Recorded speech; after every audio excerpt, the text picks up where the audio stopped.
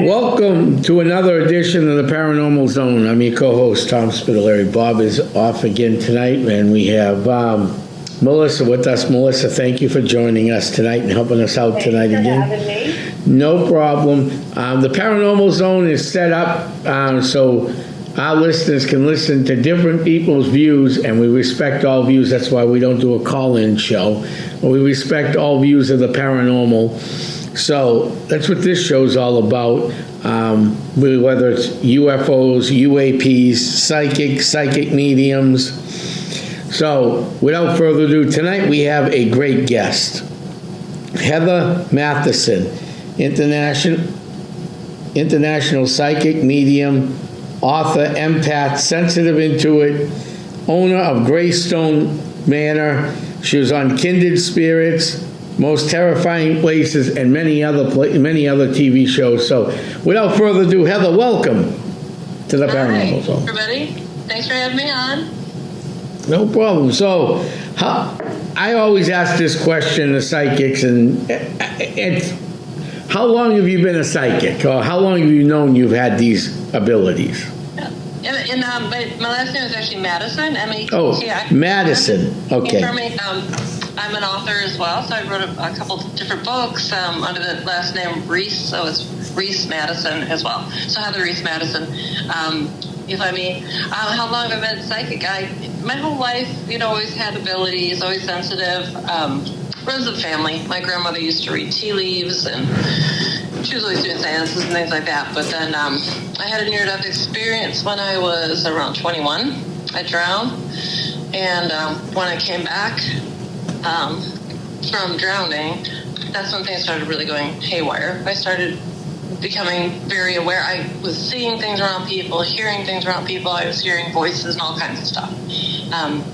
So I would say that's when things really sort of took off for me, around 21. Wow.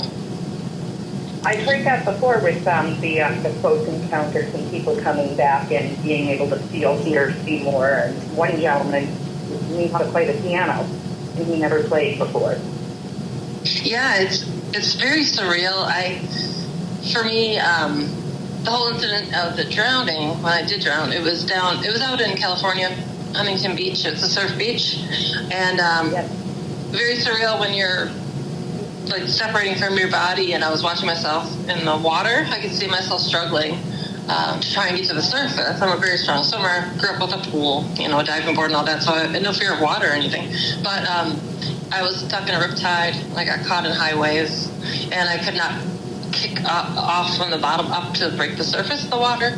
But anyways, so I was just struggling, and I was no pain. It was super quiet, and all I knew I could see myself. I was floating up above the ocean, and I was watching myself struggle. And then next thing I knew, I was standing on the shore, on the sand, like toe to toe with a guy wearing all black. And he was really tall. I'm 5'8", and this guy was so tall that like his shoulders were over my head. And I just remember not looking up at his face, but I remember he was wearing a suit, which is super weird on a beach. He was wearing like a black suit and shoes. But I remember like looking down at my feet, and I could see his feet, and he wasn't holding me up. So he didn't pull me out of the water, as far as I knew. And everyone sitting on the beach around us, they were all looking at us. I had no water in my lungs. It didn't make any sense. I think he was some sort of angel. I think he pulled me out of the water, because I remember telling him my friends were probably worried about me because they were all sitting up on the beach. And then I said, I better go check and make sure they're okay, because to me, this seemed like it took a really long time. I felt like I was in the water for like hours, but I was probably only in there for 10 minutes. But I went over to my friends, and I'm like, hey, did you guys see what happened? Because it was so bizarre. Like, I just got pulled right into the waves, and that was it. Right. And I said, I think a guy pulled me out of the water, and I was confused. And I said, and then I'm thinking maybe he's wearing a wetsuit because it's all black. So we're looking for any surfer, anybody wearing like a black. Like, we turned around, we're only about 50 feet from where I landed on the sand, so it was very odd. I mean, it was within a matter of minutes. Turned around, nobody was there. There was nobody on the beach wearing black, and nobody in a suit. And it was very, very, very bizarre. but for me, that's where it started. That's when I really started to focus on that. Interesting. So that's when it all started for you, 21, after a near-death experience. Could you explain we have some very intelligent guests across the, the Great Pond and everything else, but can you explain Greystone Manor, where it's at, and I know people have seen it on TV, but where it's at and what goes on over there? Yep, we're located in Gasport, New York. It's up in Niagara County, New York, near Niagara Falls. It's an 1833 Victorian manor home that it was home to the Root family, and they used to breed and raise racehorses here. At the same time, they had a racetrack here on the property as well, so they had races as well. At the same time they owned this house, they owned a plantation down in Virginia. And the plantation was also, it was a racetrack, and the farm was basically there to breed racehorses. This particular racehorse, the Hamiltonian racehorse, was the sire for these ponies. But anyway, so he was racing horses down there in the winters in Virginia, then coming up here in the summers and bringing the ponies and selling them and trading them and racing them. And they were also part of the Underground Railroad, so we're under Underground Railroad stop as well. But what the Roots would do, the man's name was Curtis Root, he would bring the ponies up with people who were trying to escape the South. But they would come up with the ponies as groomsmen and jockeys and things like that, so they'd sneak up here. We're also an Erie Canal home. We're built right on the Erie Canal, and we're about 10 minutes from Lake Ontario. So if you are in front of our house, you come to the farm here, and you drive up the road 10 minutes, you can look right at Toronto, basically. So you're going right over into Canada.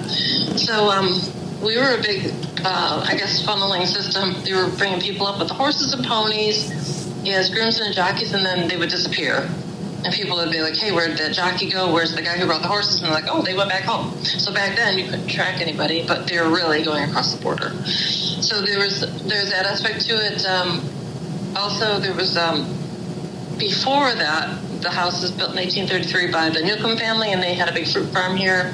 And before that, though, we just discovered last summer, in July, we knew we had a lot of unmarked graves on the property. The tombstones were here, and they were moved. We think when we went to buy the house, because it sat in foreclosure for about 4 years before from the previous family when they left, but no one ever knew who the graves belonged to. But by the time we went to buy the house, those graves were missing. We think the bank might have ditched the graves because they're having a hard time selling the house. Because you would have pulled up to the house and seen a bunch of grave markers. Right. Which is illegal. Which is very bad for a lot of people. They don't like that idea of there being bodies there. Turns out they were Erie Canal workers. They were the people who dug the canal. They had an encampment here. And last summer, we had historians reach out to us. These historians had been here way back in the 1990s. And a previous family had lived here. They were dairy farmers.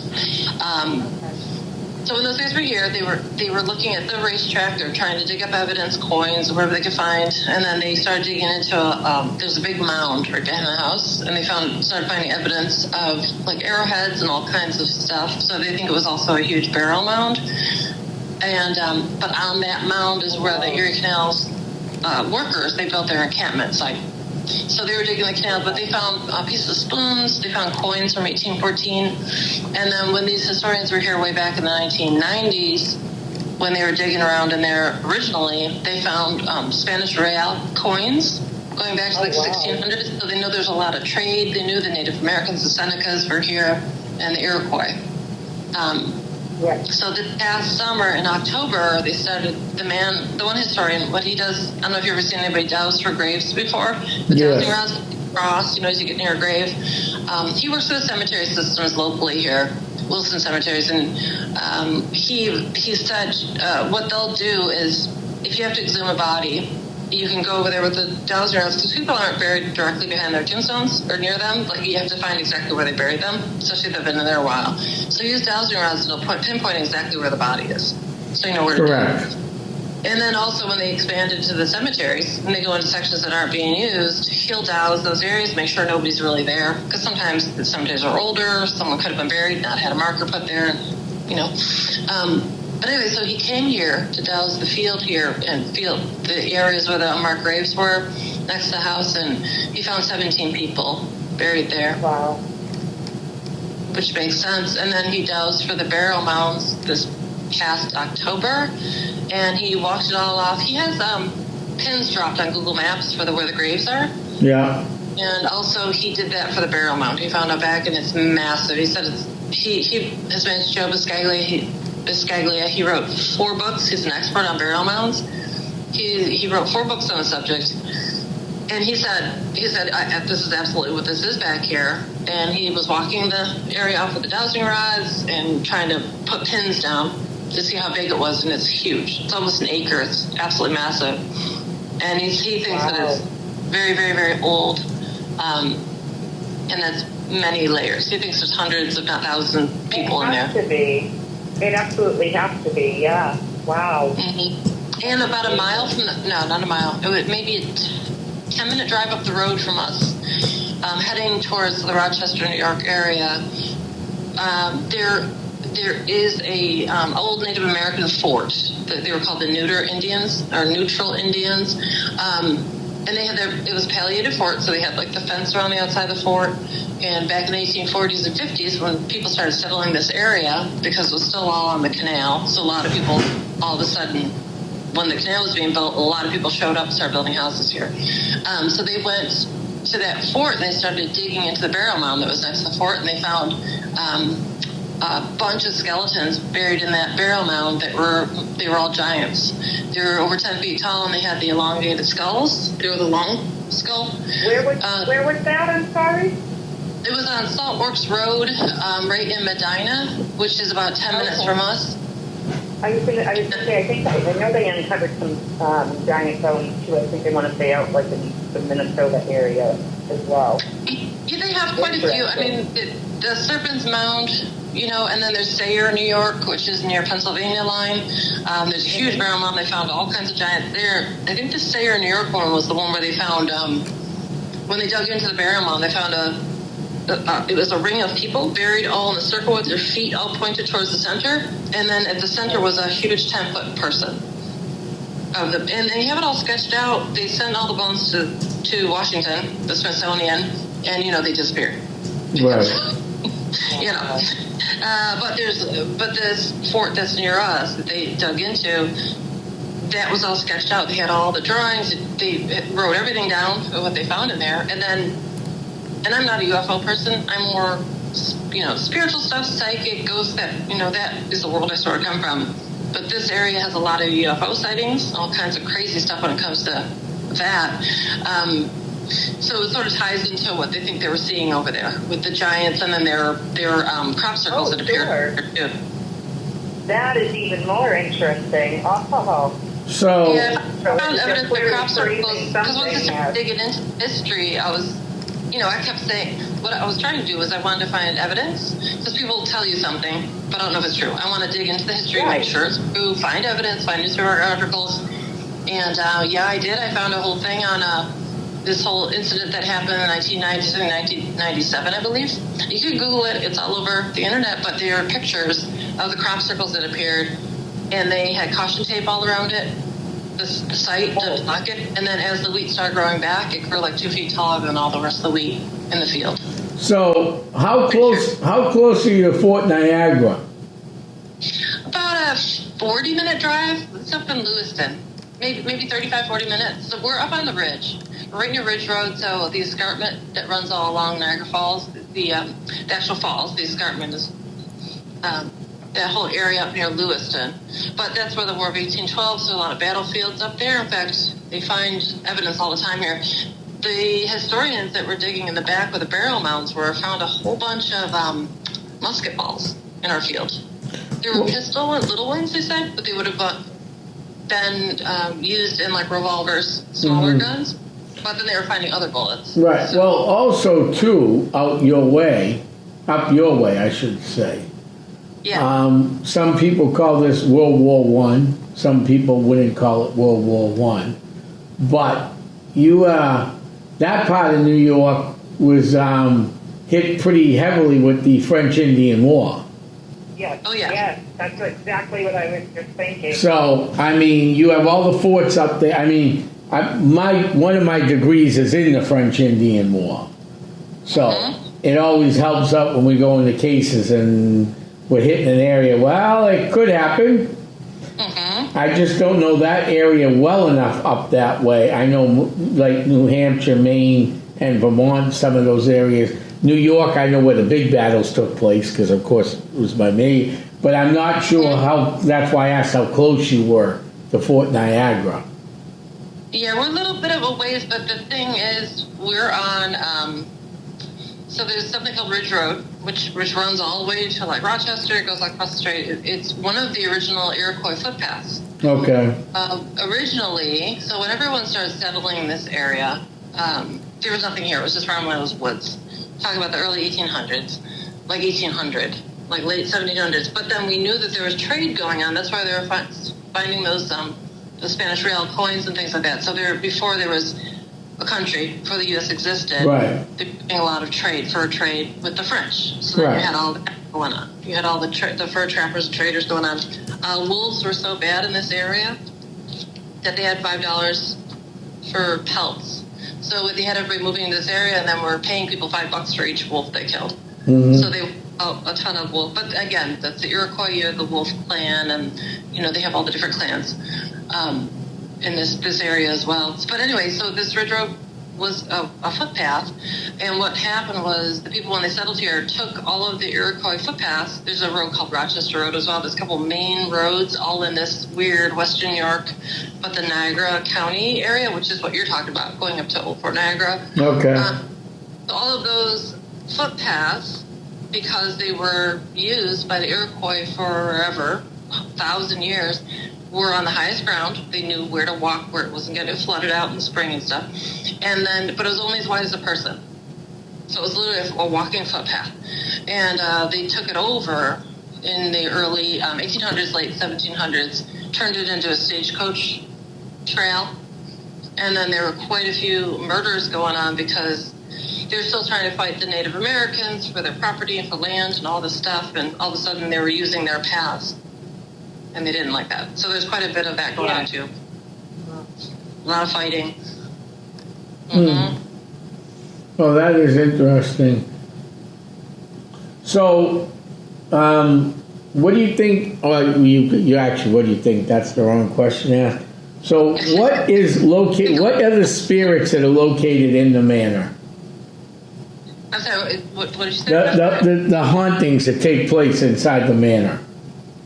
Well, we get a lot of, what's really, really odd is there's a lot of giants. We get huge shadow people that are like 10 feet tall. We'll use the SLS camera outside, and people map in the house as well, like in the upstairs hallway. We've had other psychics here who, this is going to sound like it's sort of weird because I know what I see. I'm clairaudient. I hear first, and then they'll show me who's here. Okay. And I know that they call themselves guardians, and they say they guard the land. Yeah. And usually guardians are angels or angelic, or there's some sort of elemental that guides the land. And they're not human, so they're bigger than humans. And but these beings, I'll talk with them, and they'll say, well, we're here. And they're very odd because they're not humans, so they're not there to really participate or help with the humans, but they're there to watch and guard the land and guard the dead. Gasport, New York, where we are now, it's called Gasport because back in the day, there were little creek beds everywhere, and it has a lot of natural gas under the creek beds, and it would bubble up through the creeks, and they would have little blue flames burning along the creek beds. Because there's like natural gas seeping out of the ground everywhere. So the Iroquois thought it was holy ground, and they buried everybody here.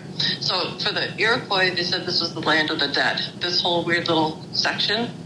And so it wasn't for the living, it was supposed to be for the dead. So when people started, when they started digging that canal and started rerouting all of their creeks, into like funneling, damming them up, creeking them into one creek, having it fill the canal. They were destroying a lot of the original, these little flames that were everywhere.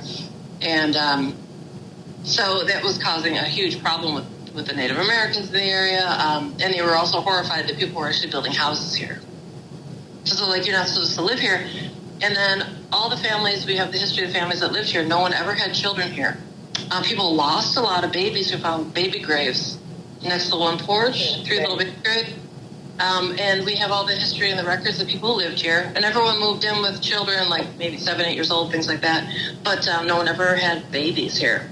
And the lady who lived here before me, I was put in touch with her about 6 months after we moved in because we were having so much crazy stuff happen here. I mean, everything from footsteps to being tripped on the stairs to things disappearing, shadow people knocking on the doors, lights going off and on. I mean, you name it, everything, full body apparitions.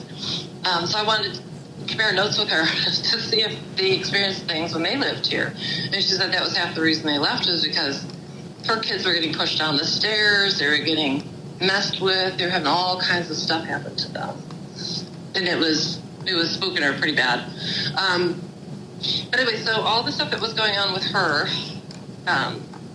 was sort of validated the stuff that we were seeing, you know.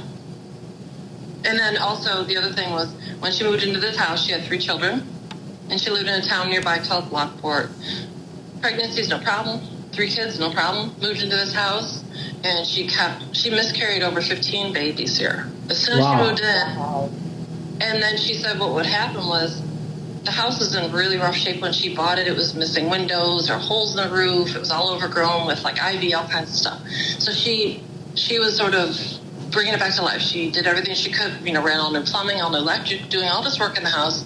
But for a while, she had to live on the first floor of the house and didn't use the second floor because they had to fix the ceilings and all kinds of stuff. So her bedroom was in one of the little side rooms, the warming room or like the library off of the kitchen. And she said what would happen was this figure would drop down out of the ceiling and hover over her. And she said it was a black shadow figure, but he looked like he was wearing a top hat, like a cape. Mm-hmm.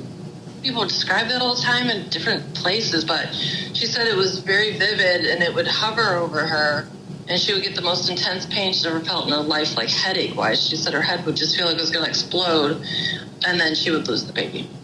Interesting. Wow. I hate to break this to you, but as we're doing the show, I always look at other things that are going on, update, you know, for questions, you know, ask you.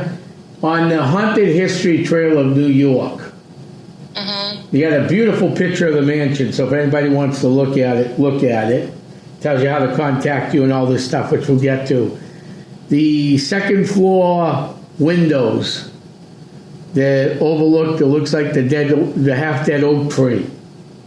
It's one of those, what I call, I forgot what they call. They're windows right around, they jet out from the house. Oh, yeah, the bay windows? The bay windows, thank you. Yeah. It looks like there's something looking out the upper window of that picture, just so you know. Yeah, that's a common thing. We've caught many photos of there's a couple weird ones that were caught by, I don't know if you know who Sean Austin is, but he did Ghost Loop. He did a bunch of 28 Days Haunted. He did some stuff with Travel Channel. And he was here for a weekend. He stayed with us to investigate, and he caught one of the creepiest pictures. We think it's Mina. She's a lady who used to live here, and she had gone blind, and she was almost 100 when she passed away. And she's looking out that window, and I've never seen a window image that's a flesh color. Mm-hmm. You know, faces and windows, and it looks gray or whatever. This is flesh color. And then I had been given photos by neighbors of the lady, of this woman, and I just happened to have those. And when he was having breakfast, came in, you know, went took pictures outside and said, hey, I think I caught something in the window. He hadn't seen these photos at all. And I go, wait a minute, I have a picture of Mina, and I think that's Mina. And we put it next to each other, and it's crazy. It's her. It's just a straight-up picture of her. So, yeah, people see windows. They see faces looking in the windows from outside. They see faces looking at them on the second floor, which is weird. Do you know what I mean? Like, what? Why would they be up there? But they said they vividly see faces. And then Ginger's one son, when he was a baby, the lady who lived here before me, she said that when he was about 6 months old, she said that she would walk around the house, she didn't have curtains on all the windows. You know how at night your windows, if you don't have shears or anything, where it's just the black panes of glass, so you're looking outside in the dark. And he would point at the windows and freak out and scream. And she had to go buy curtains for all the windows to block the windows at night, because as soon as it got dark, and that's what this house, we always joke that as soon as it gets dark, it just takes on a whole different vibe. Well, what I find interesting, you said they used that area as a camp during the Erie Canal building. Is that correct? Yes. Okay. It was a travel section. They would, and I asked the historians, I said, well, how many people would have been in that group, in an encampment like that? How many people? And they said would be about 1,000 people. Yeah, that makes sense. It was a massive group. It wasn't just a little. So there must be other burial sites where other people have died, because thousands of people died building the canal in that area. And they basically said, too, the historians were telling us that back then, because of things it was almost like camp sickness, in the War of 1812, a lot of the soldiers, because they don't have proper shelter, they're not eating properly, they were getting very sick, dysentery, all kinds of craziness. So they were dying of flus and sicknesses and then just injuries, in the canal. And as they would die, they were just burying them, but they were not putting them in coffins because they didn't have coffin makers. No. And they would just dig. It was weird. They would sort of bury them not very deep either. So they're maybe 3 or 4 feet deep. Like they said, they've come across them in the past. But our house is unique because Mina living here, the lady who was 100, she died in about 2000. So she was here that entire time and never changed anything in this house. And she also owned all the farmland where the burial mound is, directly behind the house. And so it was never touched or built on or moved. Nothing was ever done to that land. And they were so excited to find the encampment because they said they don't exist, because all along the banks of the Erie Canal, people put in neighborhoods and houses and people built all along it. Correct. And they destroyed all the campsites. But ours is still intact. It's still back there. In fact, we had friends metal detecting back there and found tracks that would have gone with a cart with oxen, and we found a part of an ox horseshoe. Because it would use oxen to carry the stones up out of the canal and dump them. Right. And they found the tracks going from our field towards the canal. Oh, they dug up big pieces of it. So we have all that in our shed. And then we had the historians. They brought this is going to sound gross, but they brought a posthole digger. They wanted to dig into some of the graves and take some samples and see what they could find in there. And they dug into one of the graves, grave number 4, and postal diggers are very big around. But they were taking core samples, and they went into grave number 4, and bones started coming up. In fact, there's a baggie behind me, but they're like, okay, stop. Yeah, obviously we found something. There's somebody buried there. But, that was common all over New England. If you go up to Maine or northern New Hampshire, you'll have logging homes. I actually knew a lady, and I stayed in this house. It wasn't a bed and breakfast, it was a private home. It was a 15-room house in Shelburne, New Hampshire. Shelburne, New Hampshire. And it was right on the river, the Shelburne Falls River. And it was a logger's house, and the energy on that property was ridiculous. The house could have been a bed and breakfast. It had an industrial kitchen. It was a private home. And after that house was built, the town said no more homes to be built on the river. It's the only house on the river. Oh, wow. Okay.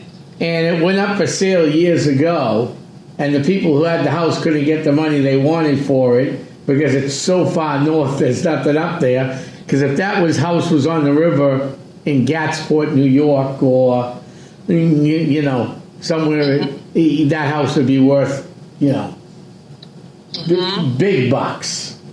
Right. But the paranormal activity was huge because of like I said, people had died cutting down logs. It's just as dangerous as digging a canal. Yeah, Oh, yeah. and riding the logs down the river. I mean, down the lakes and rivers too. My dad lived on a lake here in New Hampshire where it was 3 ponds actually, and they trenched it out, dug it out to make it a lake for logging. Yeah, up here we had the lumber barons, and that was all in the Buffalo, New York, but Tonawanda, New York area, which is about a half an hour from us. But it was huge. Lumber barons built just giant mansions, and that was all same. You know what I mean? It was just whole areas all logging. You know, pretty intense. And then there's an area in Tonawanda, New York, which is like I said, where the lumber barons were. It was all along like the Niagara River and all that. And that whole area, there's something on Tonawanda Island, and they said that when they first started settling Buffalo, New York, that Tonawanda was such a huge burial mound that you could see it from the downtown Buffalo area. It would be on the horizon, this massive hill. And because people back then were idiots, they flattened it all out, and then they made it into an island. And now there's a marina. Literally an island of Indian bones, the Isle of Bones. Yeah, they just flattened it out because that's what they used to do. Crazy, and look the other way. You find bones, and it's like, oh well, just keep going. There's a huge burial mound on the other direction of us, separate from those giants in the Native American fort. It's on Canner Road, and that's about a mile and a half from us. It's another huge burial mound over there. And in 1918, it's still a fruit farm. There's still tons of fruit trees up there. But in 1918, the farmer that owned that land was pulling out peach trees with a tractor. And in the roots of the peach trees were all these bones, skeletons. Found like 1,000 bones. Like they started digging around, and turned out it was a huge burial mound. And people were coming from Rochester and Buffalo on trolleys to come and check out the Indian bones, and then taking bones home as souvenirs. They're taking skulls and picking through the bones and grabbing stuff and bringing it home with them as souvenirs. And then they shut that all down.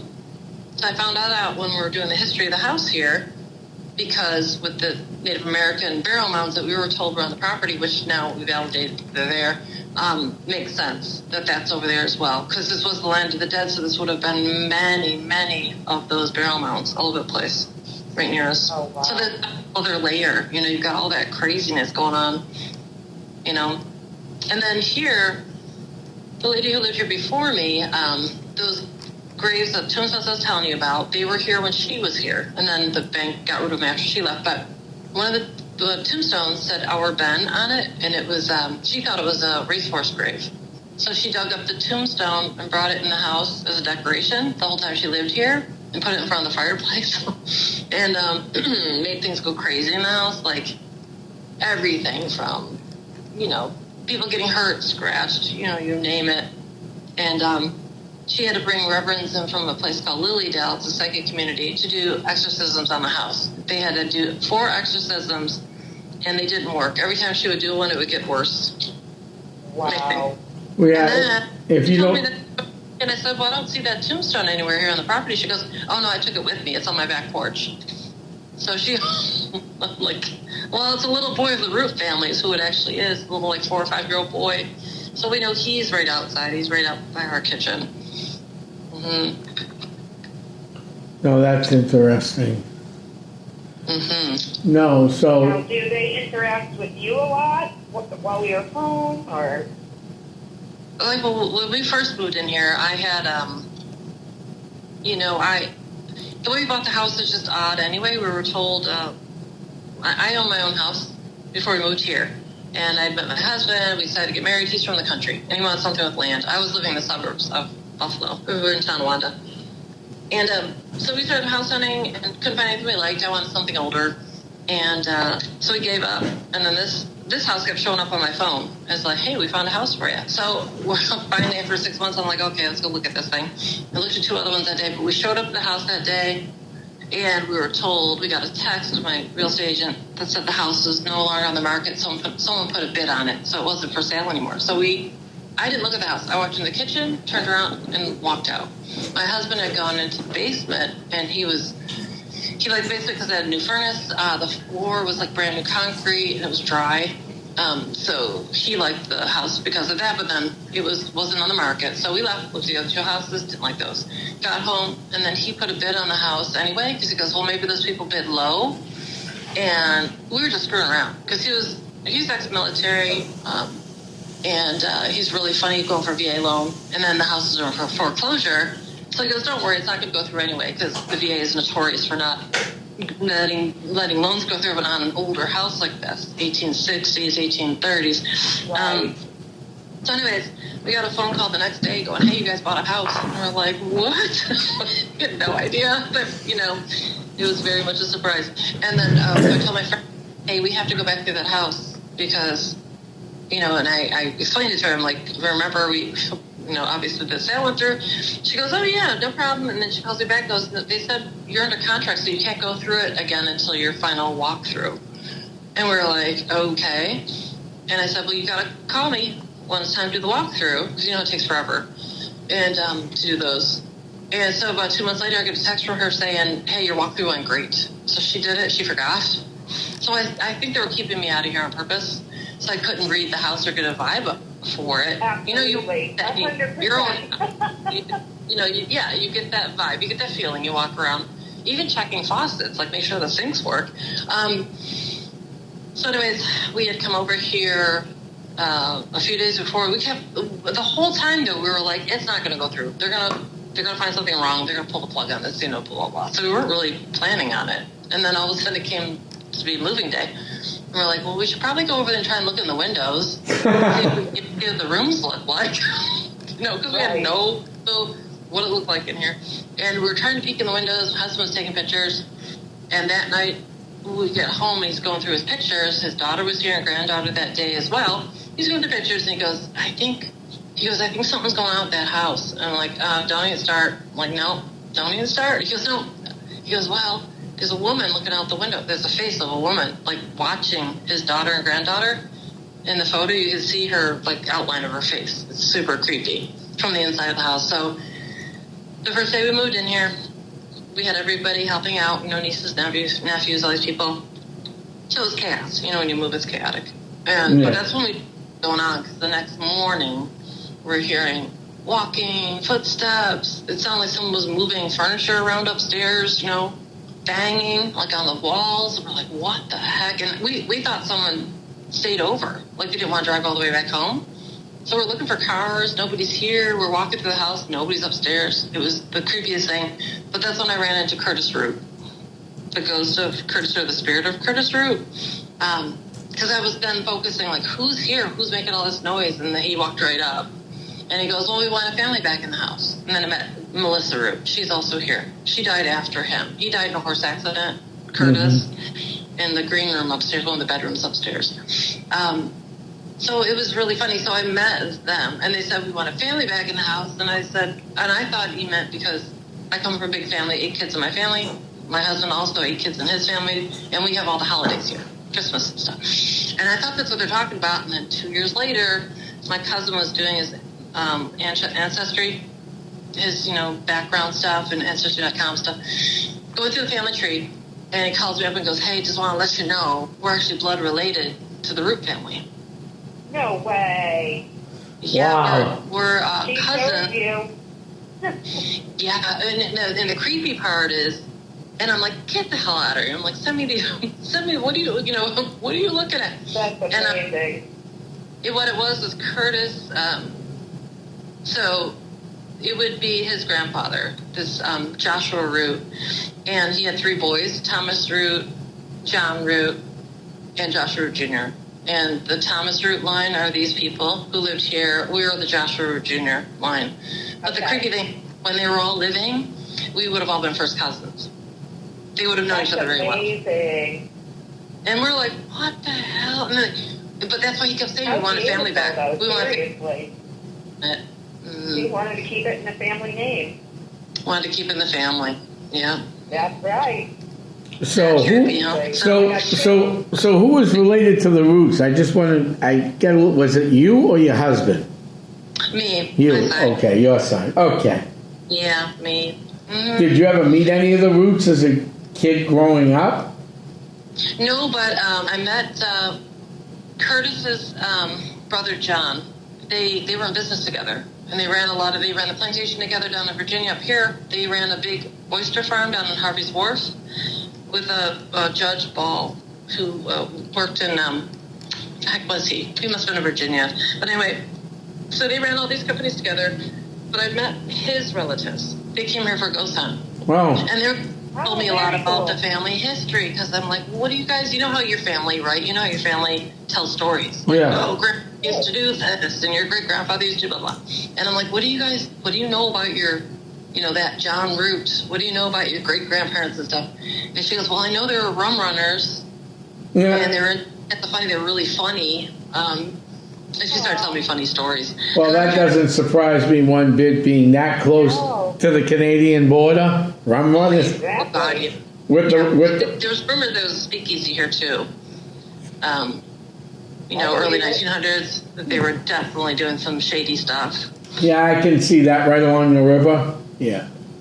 They're a lot of fun though. They're rum runners. They have the racetrack. They're doing gambling. And they're doing a lot of funny stuff. They just They're all want to enjoy politicians all the too. vices in life. Well, what's interesting about that, anytime you have an old river, okay, you hear the rum running stories. I work at a local museum. You hear them all the time. The Merrimack River runs right near where through Melissa's town, my town, the town I work in, and there are plenty of stories of rum running along the Merrimack River.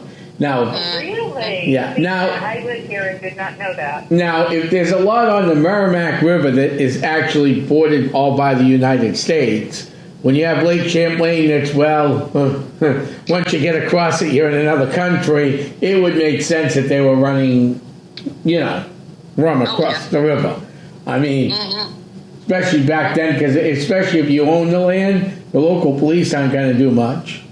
So. Well, you know what they told me? This is interesting, though. I had never heard this before about this is John Root's. John Root, so it'd be like his great-granddaughter.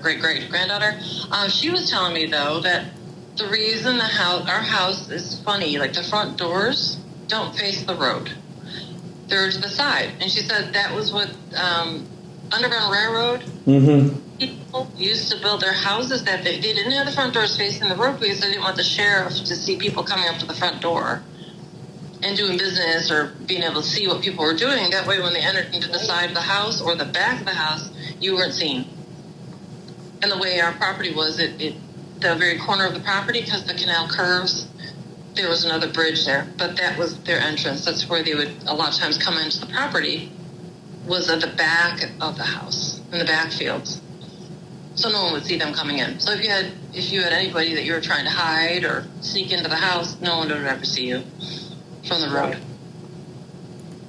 And I think that was really... That's a lot of history in one area. So the Root family, you're spelling Root R-O-O-T, correct? Yes. Yeah. I thought I've heard this family before. They're a huge family all over that area of the Connecticut River and Northampton, Mass, all the way through New York. Well, there's a town of Root as well in New York, and then they were originally from Hartford, Connecticut. The Roots come from there, but they were all Mayflower Guild people. They were on the Mayflower, or they were ties to the Mayflower Society. So I'm not sure where that goes back to. I mean, I am too. I'm related to 4 people from the Mayflower, which would make sense. It's got to be tied to the Roots because I know they're all Mayflower people. So who are you related to off the Mayflower? I am the 14 times great-granddaughter of Mary Alleman. Okay. Alleman? What's the Ellen? My brain just went blank. Not Alden, the other one. Ellerton. Yeah. And Gregory Priest and the Warrens. I think it was like that one. So there's like 4 of them, and John Allerton too. And did the Root family too help Coca-Cola? Is that what I'm reading? The Root family and Coca-Cola in 1886, It may have been. There were a bunch of boys. There were a lot of boys in that family. Well, yeah, and one of them was A lot of business, like all over the place. and one of them was an elected official.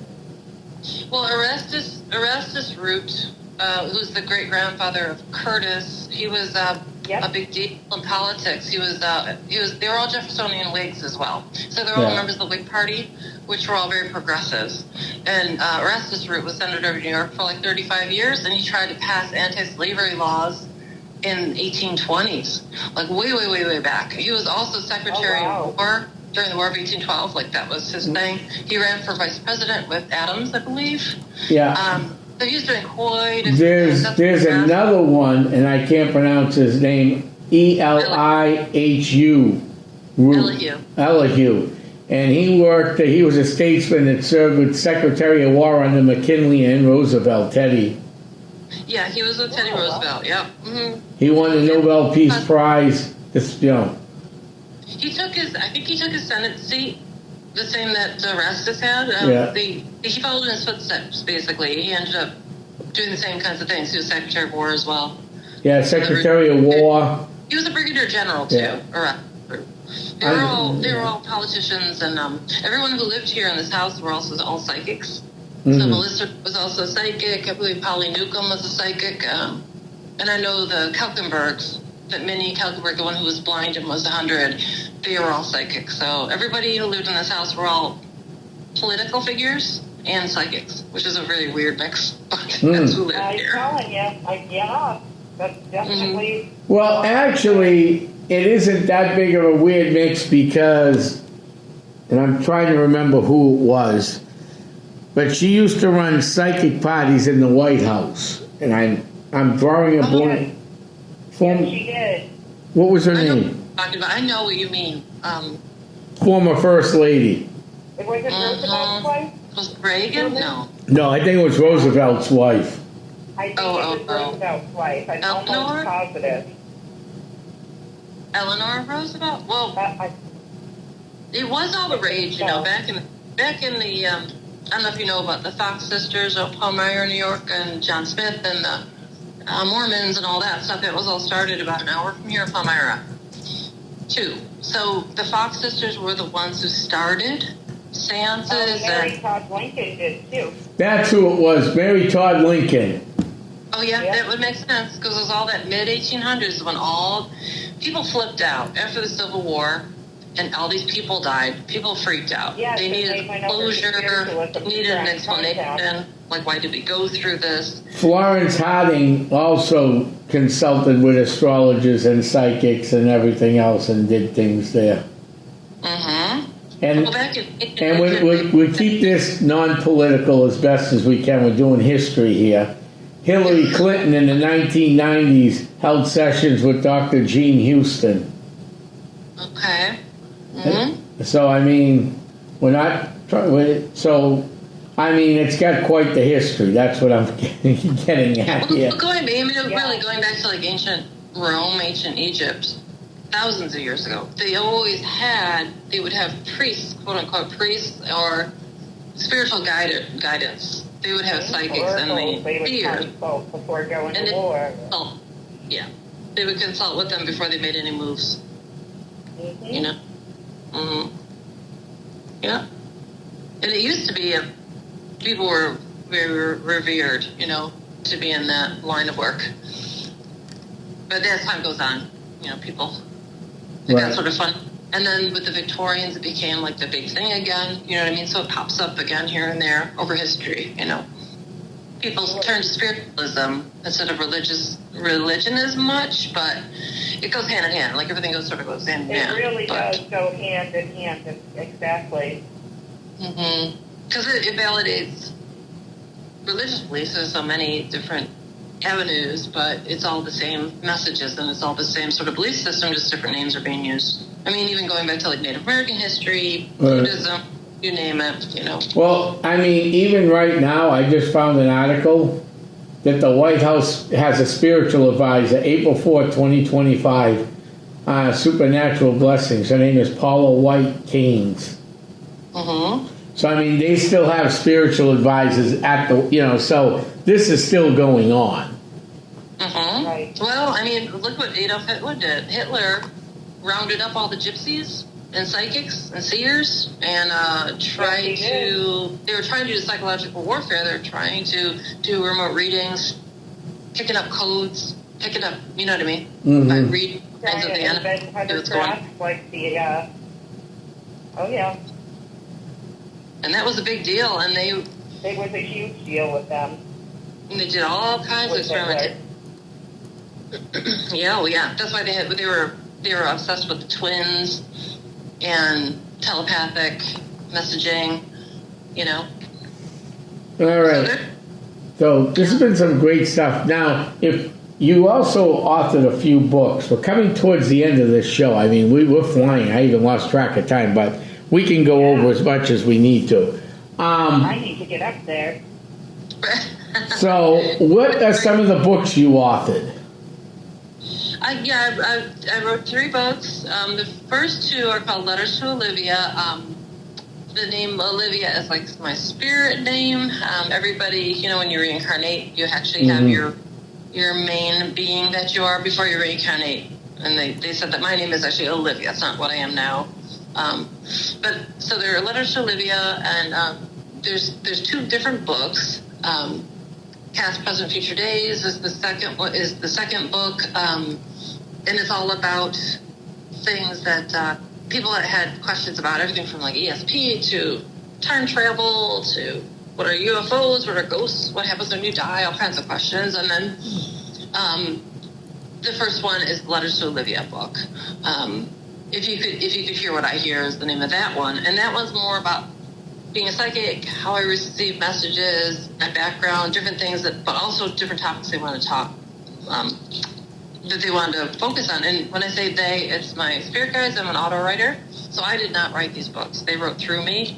They wrote these books. So I would ask my guides, hey, what happens when you reincarnate? What happens if you commit suicide? Like, what goes on? And they were like, oh, well, this is what happens. And they're really funny. They wrote explanations, and they would always say, but everything isn't black and white. There's always other things going on. So it's very interesting, and they were writing about all different topics. And then the third book is called The Haunting of Greystone Manor, and it's Graestone. It's Scottish, the word grey. So it's Greystone Manor, it's The Haunting of Greystone Manor, and it's basically everything about the house that we uncovered up until I think it was published in 2020. So I'm in the middle of writing the second book now because so much has happened. So we've uncovered so much more history since we moved in here. But the first book has the history, experiences, things we've seen. Yeah. And it's all on Amazon. You can go to our website, which is www.greystonemanor.com. There's book links on there, so you can find the books right on there. Just click right on it. It takes you right to Amazon. We're at Barnes & Noble as well. So and if people want to get a hold of you, how can they do that? Same. You can go right to the website. There's links on there where you can just send us messages. You can text or call. I mean, we do have our emails. It's greystonemanor@gmail. And then we have our number that you can text or call to. It's 716-481-6097. So they can text or call. And I can send you information. On the website has all the information on booking rooms, but we do everything from, you can do psychic parties, we've had people have birthday parties here and bridal showers. We had someone get married here. We've had all kinds of funny stuff too. So basically you can rent the B&B and then you have the whole side of the house, and then you can ghost hunt if you want. I do a lot of seances, just a seance the other night for people. So all different things. But those are probably the easiest ways to contact us is through the website, I would think, at greystonemanor.com. All righty, so they know how to get a hold of you. Hey, I want to thank you for coming on tonight. This was a great show. Yeah, great show. I love all this. We'll definitely have you back on. Right. We want to have you back on to go through those books a little, as a teaser to get people to, to go check your books out. So we'll have you back on for sure. Not written by me. They're written by angels, guides, the dead, spirits that I talk to and that talk through me. So it's very interesting what they have to say. So we'll have you back on to talk about the books for sure. Okay. Sounds and good. other things that we couldn't get to tonight because we got tied up with the haunted hotel and everything else. It was a great conversation. Great knowledgeable tonight. I want to thank Heather for coming on. I want to thank everybody for tuning in tonight. And we'll see you somewhere soon in the paranormal. I'm heading back to my crypt. Good night, everybody.